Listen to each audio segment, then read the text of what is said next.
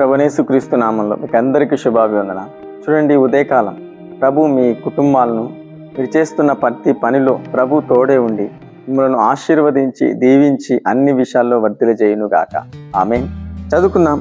ప్రభు నీకు ఇస్తున్న ఉదయకాలం శ్రేష్టమైన మాట 43వ కీర్తన 4వ వచనం.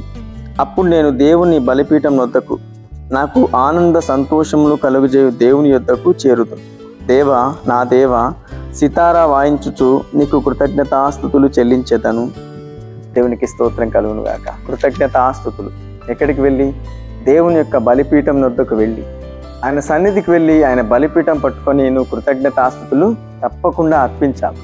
మనం చాలా విషయాల్లో చాలా దూరం అయిపోయిన స్థితిలో ఉంటాం. ఆయన సన్నిధికి వెళ్ళలేంత బిజీ, ఆయన సన్నిధికి వెళ్ళి ఆరాధించలేని స్థితిలో మనం ఉన్నా కూడా ప్రభు ఉదయకాలం నీతో మాట్లాడుతున్నాడు. ఆయన సన్నిధికి నువ్వు చేరాలి. ఆయన ఆరాధించే సమూహంలోకి నువ్వు వెళ్ళాలి. వెళ్ళినప్పుడు దేవుని సమాధానం, సమృద్ధి, సంతోషం, మహదానందం ప్రభు నీ హృదయానికి అనుగ్రహిస్తాడు. చూడండి, చాలా విషయాలు మనం బిజీ కదా, కానీ దేవుణ్ణి ఆరాధించలేని బిజీ అవ్వకూడదు. మనం ఎలాగుండాలంటే ఆ బిజీ, ఆ బిజినెస్ అంతా పక్కన పెట్టి దేవుని సన్నిధికి నువ్వు తప్పకుండా రావాలి. ఆయన బలిపీఠం వద్ద మోకరించి ఆరాధించే భాగ్యం ప్రభు నీకు ఇచ్చినా కూడా చాలా విషయాలు మనం వ్యర్థపరుచుకుంటాం. నీకు ఇచ్చిన దీవెన ఎవరిది? ఆయనదే కదా. నిన్ను ఆశీర్వదించింది ఎవరు? ఆయనే కదా. మరి ఆయన్నే మర్చిపోయేంత బిజీ అవ్వకూడదు. మనం బిజినెస్ అంతా పక్కన పెట్టి దేవుణ్ణి ఆరాధించే సమయంలోకి తప్పకుండా రావాలి.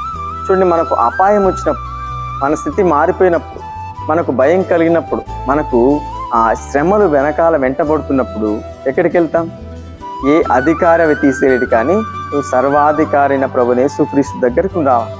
అప్పుడు నీ సమస్యలు సమాధానంగా మారిపోతాయి. నీకున్న స్థితి మార్చబడుతుంది. నీకున్న ఆ భయం తొలగించబడుతుంది. ఎక్కడికి వస్తే? ఆయన బలిపీఠం వద్దకు వస్తే. చూడండి, దేవుడే నిన్ను ఆశీర్వదించాడు, దేవుడే నీ హెచ్చించాడు. మరి ఆ దేవుని దగ్గరికి నువ్వు రాకపోవడం ఏంటి? అవన్నీ కాదండి. దేవుని సన్నిధికి నువ్వు తప్పకుండా రావాలా. ఆయన బలిపీఠం వద్ద మోకరించాలా. దేవుణ్ణి ఆరాధించే ఆ సమయాన్ని, విలువైన సమయాన్ని ప్రభు నీకు ఇచ్చాడు. చూడండి, కొరహు కుమారులు వెనకాల ఆ అగ్ని దహించడానికి వెంటబడతా ఉంటే దేవుని సన్నిధికి పరిగెత్తుకుంటూ వచ్చి దేవుని బలిపీఠం వద్ద సాష్టాంగపడ్డాను. అప్పుడు ఆ యొక్క అగ్ని, దహించవలసిన ఆ అగ్ని, వాటిని కాల్చేయడానికి వచ్చిన అగ్ని అక్కడ బ్రేక్ అయిపోయింది.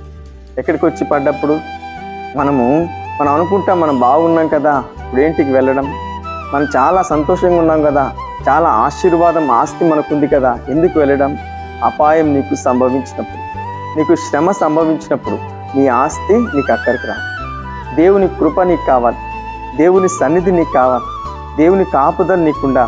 అవన్నీ ఉండాలంటే నువ్వెక్కడికి రావాలి?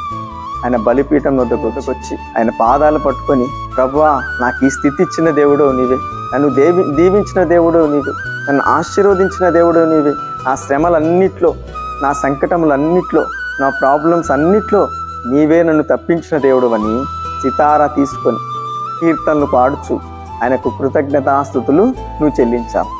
అప్పుడు దేవుడు నేను ఆనందిస్తాడు, నేను సంతోషిస్తాడు. ఇంకా నీకు అధికమైన కృప చేత, అధికమైన సమాధానం చేత, అధికమైన సంతృప్తి నీకు ఇచ్చి నిన్ను దీవిస్తాడు. ఎక్కడికి వచ్చినప్పుడు? ఆయన బలిపీఠం వద్దకు. అందుకే ఈ భక్తుడు అంటున్నాడు, నేనైతే నీ బలిపీఠం వద్దకు వస్తాను, సితార తీసుకొని నీకు కృతజ్ఞతాస్తుతులు చెల్లిస్తాను. ఎందుకంటే నన్ను హెచ్చించి ఘనపరిచావు. ఇంతటి ఘనత నాకెలాగొచ్చింది? నీవిచ్చిందే ప్రభు అని ఈ భక్తుడు అంటున్నాడు. మనం ఎన్నున్నా కూడా ప్రభువును మర్చిపోయే వారంగా ఉండకూడదు.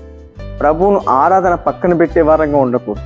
మనల్ని హెచ్చించిన దేవుడు ఆయన, ఇంకా బ్రతికించిన దేవుడు ఆయన, ఇంకా ఘనత నీకు ఇచ్చే దేవుడు ఆయన. ఆయన్ను మర్చిపోతే నీకు అంత శూన్యం. అలా ఉండకండి. దేవుని సన్నిధికి రండి, ఆయన బలిపీఠం వద్ద మోకరించండి. నీవు, నీ కుటుంబం అంతా ఆయన సన్నిధిలో ఆయన కనిపించండి. అప్పుడు ఆయన ఆనందిస్తాడు, ఆశీర్వదిస్తాడు. ప్రభు ఇచ్చిన ఈ మాటను పట్టుకొని ప్రార్థించు, స్తుతించు, నమ్ము. దేవుడు నీ జీవితంలో ఇంకా ఎన్నో అద్భుతాలు చేయబోతున్నాడు.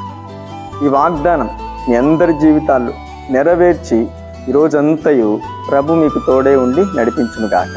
ఆమేన్. ప్రార్థన చేసుకుందాం. మీరందరూ కళ్ళు మూసుకొని ప్రార్థన ఏకీభవించండి. మీ అందరి కోసం నేను ప్రార్థన చేయబోతున్నాను.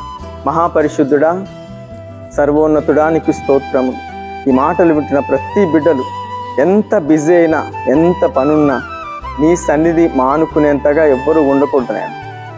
పరిశుద్ధుడా, ప్రతి ఒక్కరూ నిన్ను స్తుతించాలి, ఘనపరచాలి. నీ బలిపీఠం వద్దకు వచ్చి నీ పాదాలు పట్టుకోవాలని ప్రతి ఒక్కరిని అట్టి కృపతో నింపు, అట్టి భయభక్తులతో నడిపించు. అలా ఆరాధించే మనస్సును అనుగ్రహించండి. ప్రతి కుటుంబంలో ఏ శ్రమలో ఉన్నారు, ఏ దుఃఖంలో ఉన్నారు, ఏ బాధలో ఉన్నారు, ప్రతి బాధను, ప్రతి సంకటంలో అన్నీ కుదిర్చి సమాధానం కలిగించమని ప్రార్థిస్తున్నాను. ప్రతి వారికి ఎన్నో ఉపకారములు చేయండి, ఎన్నో మేళ్ళు చేయండి. ఎన్నో మేళ్ళు మాకు ఇచ్చారు. ఇంకా ప్రతి బిడ్డలకు అట్టి కృపతో, అట్టి ఆశీర్వాదంతో, అట్టి సమాధానంతో నింపమని యేసు నామములో ప్రార్థిస్తున్నాం పరమ తండ్రి. ఆమేన్.